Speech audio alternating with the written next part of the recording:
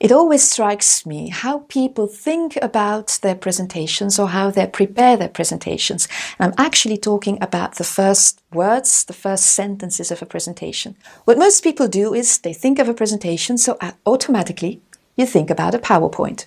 So you make your slides. You look at your slides and you think about what will I say showing each slide. But my question to you is this. What are your first words? What are the first sentences? Very few people think about that. Just think a minute about the presentations that you have already seen in the past, maybe the presentations that you have done yourself. There is a cliché sentence that most speakers use to introduce their topic. They say something like, good morning, good afternoon, my name is, if they don't know you. And then there is this typical sentence, today I'm going to talk to you about. Now you might say, so what's the problem? The problem with this sentence is that you're actually answering the wrong question. You're answering the what question. What are you going to do? I'm going to talk about. If you think about it, most audiences know what you're going to talk about. Either you are introduced, or there is a program, or there is a meeting, so there is an agenda, so people know what your topic is all about. The most interesting question to answer is the why question.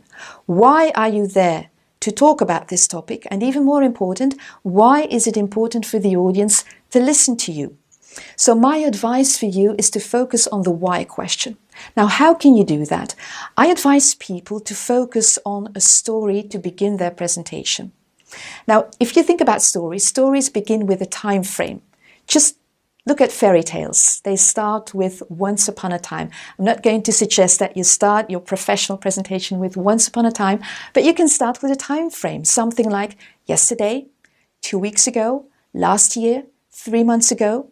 Now, what's the kind of story that you can share then?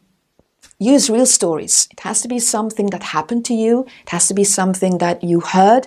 So you can refer to a conversation you had with a colleague. You can say something like, yesterday I had a conversation with, but then there has to be a reason why you referred to that conversation. And there is this linking sentence that I use in lots of presentations. I tell my story, and then I continue saying, now why do I tell you this?